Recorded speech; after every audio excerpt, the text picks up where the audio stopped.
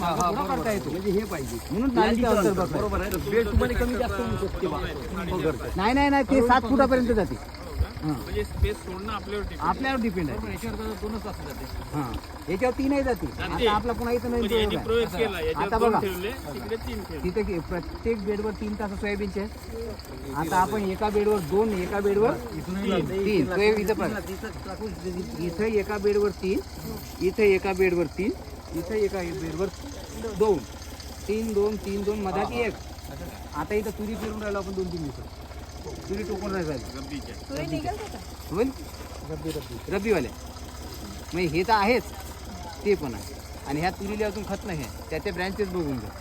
खूप सुंदर तुम्ही कसं त्या दी पाहिली हो 1 तास सोयाबीन नाही फवारणी नाही झाली. पान गुंडाळणारी अळी भिडणार नाही का सर? नाही भेटत. कापलेले आहे तिला 3 अळी.